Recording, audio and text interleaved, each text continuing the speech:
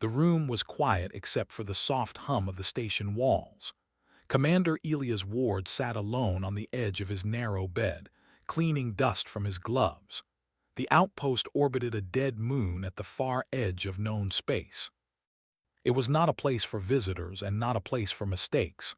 Elias had served in many war zones, but this station felt different. It was too silent, too empty. Most alien allies refused to dock here. Humans were the only ones willing to guard the relay that connected three broken sectors of the galaxy. When the others left, humans stayed. That was what humans did. The door to his room did not open with a sound. There was no alert, no warning. Elias looked up slowly, his instincts already awake. Someone stood inside his room. She was tall and unfamiliar, her skin pale blue under the dim light. Strange markings glowed faintly across her arms and shoulders, like stars under water. Her eyes were large, silver, and full of fear. She wore no armor, no weapon, and no sign of rank. She did not speak. Elias rose slowly, keeping his hands open. He had learned long ago that sudden movement frightened most species. "You're not cleared to be here," he said calmly. She stepped forward instead of retreating. The station's translator should have activated, but it did not. Whatever she was, her species was not in the database. That alone made Elias tense.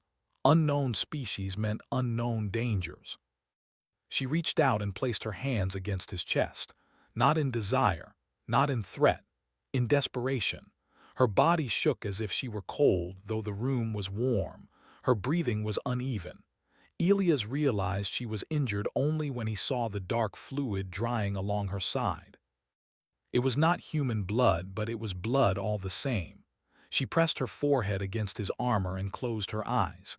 Elias froze. Every rule said to call security. Every protocol said to push her away. But something older than training spoke inside him. He carefully removed his gloves and placed one hand on her back, steady and gentle. "It's all right," he said, even though he was not sure she understood. "You're safe for now." The glow on her skin dimmed slightly, as if responding to his voice. Moments passed in silence before Elias guided her to sit on the bed. She did not resist. Her strength seemed nearly gone. When she finally spoke, her voice was weak and broken, but the translator flickered to life. "They hunt me," she said. Elias knelt in front of her. "Who?" She shook her head slowly. "Those who fear humans." That caught his attention. "Why would they fear us?" he asked. Her silver eyes locked onto his. "Because you endure," she said. "Because you protect what others abandon, because you do not break." Elias felt a chill run through him. She introduced herself as Sarai, a survivor of a civilization erased quietly without war. Her people had studied many species from afar. Humans were different, fragile alone, unstoppable together. When the Empire learned of this, they tried to erase the proof. Sarai was the proof. "They will come," she whispered. "This station, this relay, they cannot allow humans to learn the truth." Elias stood and activated his wrist unit, sending a silent alert to command. No alarm sounded. No response came back. The system was already compromised. Elias looked down at Sarai, then at the sealed walls around them. He smiled slightly. "Then they picked the wrong place," he said. He removed his jacket and wrapped it around her shoulders, shielding her glowing skin. Not to hide her, but to protect her. Outside the room, the station lights flickered. Somewhere in the dark, enemies moved, but they had forgotten something important. Humans did not need to understand fear to fight it. They only needed someone worth standing for. And in that quiet room at the edge of the galaxy, humanity made its choice. The station shook once, hard enough to rattle the metal bed and send a low vibration through the floor. Elias was already moving before the tremor ended. He reached for the locker near the wall and pulled out his sidearm and a compact rifle. He did not point them at Sarai. He placed them on the table instead, where she could see them. "Stay here," he said calmly. "No matter what you hear." Sarai looked up at him, fear sharp in her silver eyes. "They will not stop," she said. "They never do." Elias adjusted the strap on his armor and checked the ammo count. Neither do we. He stepped toward the door, then paused. Something about leaving her alone did not feel right. He turned back, picked up a small communicator disc and pressed it into her hand. "If anything happens," he said, "press this. It will mark your location to every human on the station." Her fingers closed around it carefully as if it were fragile. "Why help me?" she asked softly. "Your kind gains nothing." Elias met her gaze. "We gain the right thing." The lights dimmed again. This time they did not come back fully. Elias stepped into the corridor. The station halls were usually bright and clean, but now shadows stretched long across the metal walls. Emergency lights pulsed red at slow intervals. The air felt heavy, charged. Elias moved quietly, his boots making almost no sound. Years of combat had taught him how to disappear even in open spaces. His wrist unit remained silent. No updates from command. No friendly signals. That meant one thing. The humans were already fighting. A sharp sound echoed from the junction ahead. Not a gunshot. Something cleaner. Energy-based. Alien. Elias leaned against the wall and peeked around the corner. 3 figures moved down the corridor, tall and narrow, their bodies wrapped in dark armor that bent the light around it. Their faces were hidden behind smooth masks, featureless except for thin, glowing lines. Each carried a weapon unlike anything Elias had seen, humming softly with restrained power. Hunters. Sarai had not exaggerated. Elias pulled a small device from his belt and rolled it across the floor. It stuck to the metal silently. He tapped his wrist once. The device exploded without flame or sound, just a sudden pulse that ripped through the corridor like a wave. The lights went out completely. In the darkness, Elias moved. He fired twice, precise and controlled. One hunter fell before it could even turn. The second tried to raise its weapon, but Elias was already there, striking the joint in its armor with the rifle's stock. Metal cracked. The alien collapsed. The third reacted faster. A blade of light flashed toward Elias.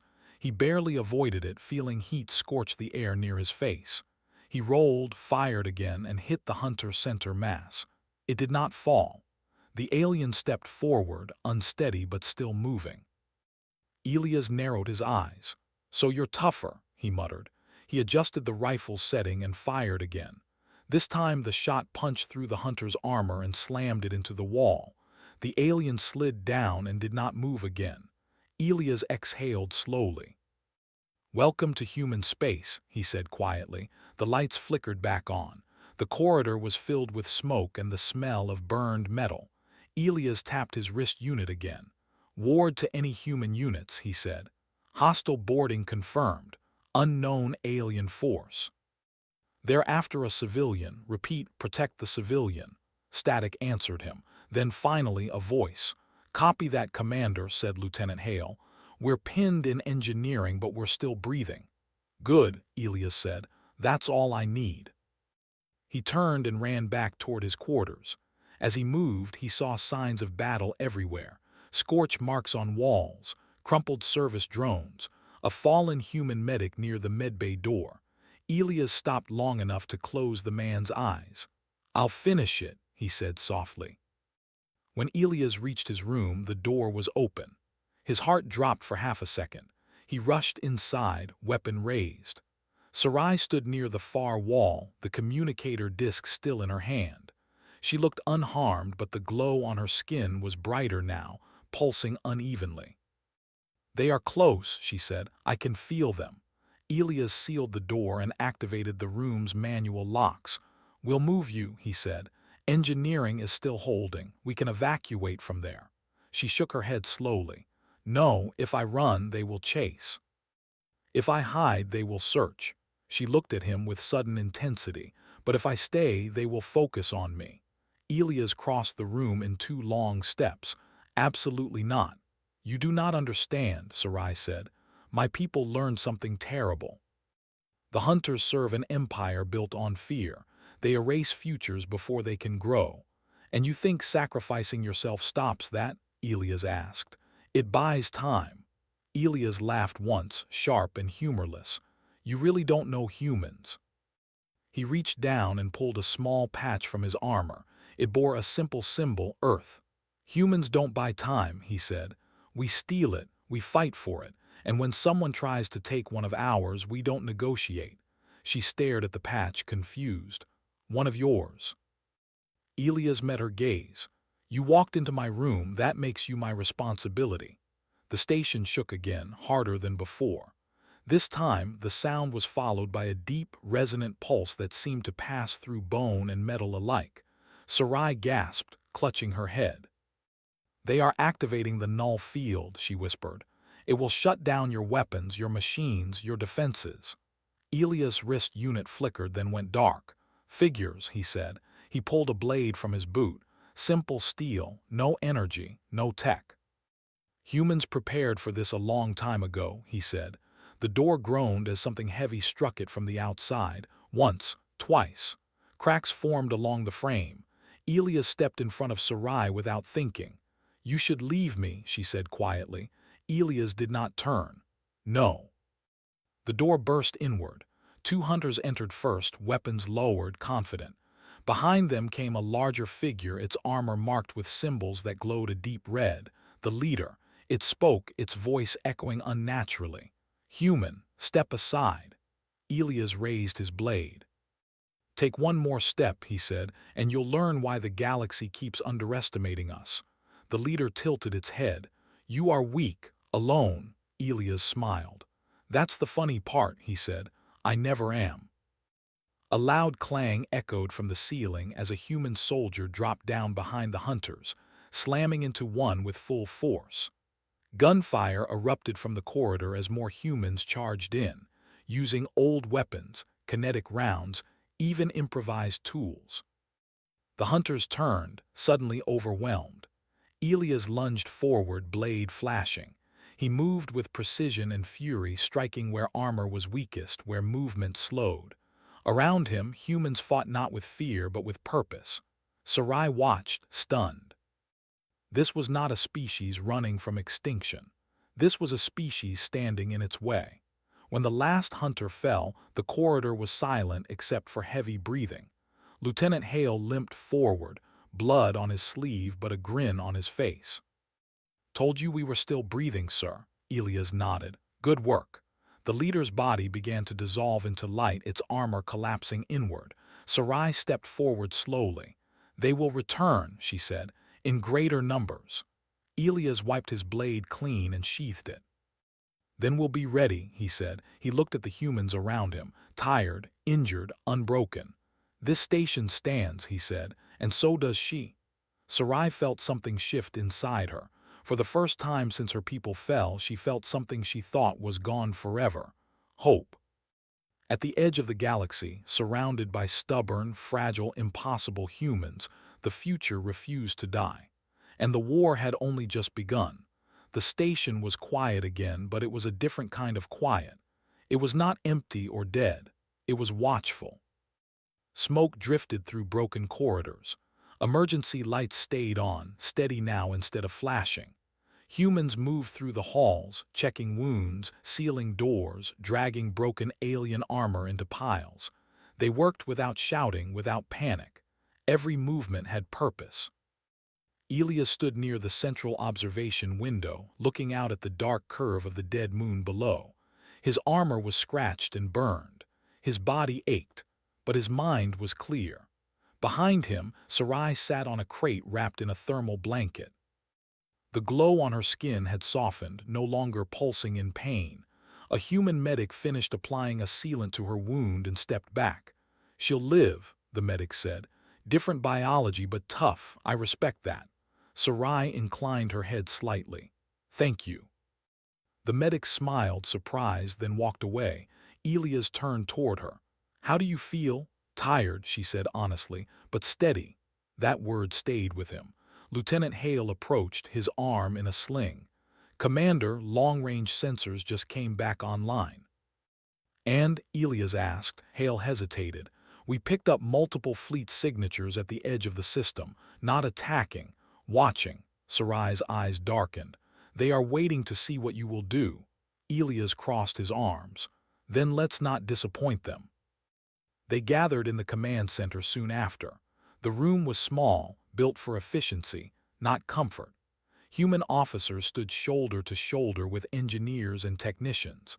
No one asked why an alien stood among them. Sarai placed a small crystal device on the table. It glowed faintly as it activated. "This contains what my people died for," she said. "Records, projections, warnings." A holographic map filled the room. Star systems flickered into view. Lines of influence spread outward like stains. "The Empire does not conquer openly," Sarai continued. "They erase potential threats before they grow, species with unity, adaptability, resilience." The map zoomed in. Humans appeared at the center. "They fear you," she said. One of the officers let out a short laugh. "Good." Sarai looked at Elias.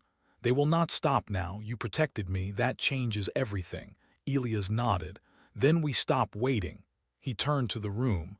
"Send the data, all of it, to Earth, to every allied system that will listen." Hale frowned.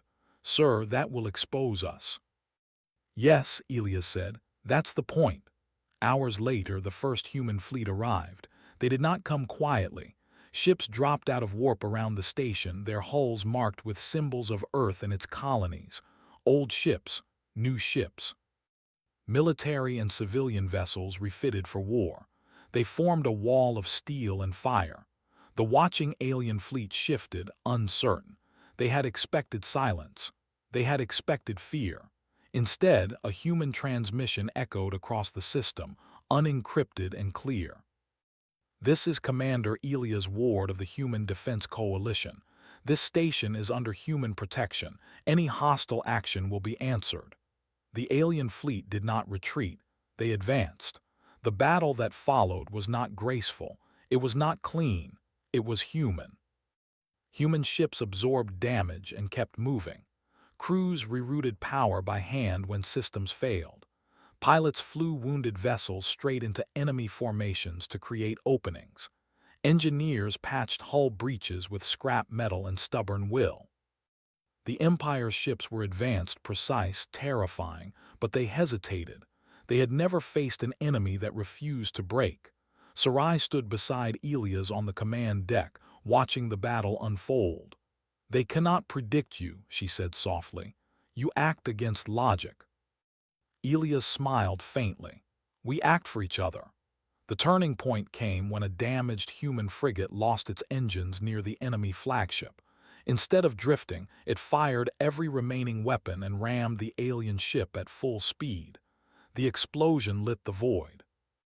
The alien formation faltered. That was enough. Human ships surged forward. Within hours, the Empire's fleet retreated, leaving wreckage and silence behind. The system belonged to humanity. Days later, diplomats arrived. Allies who had once kept their distance now listened closely.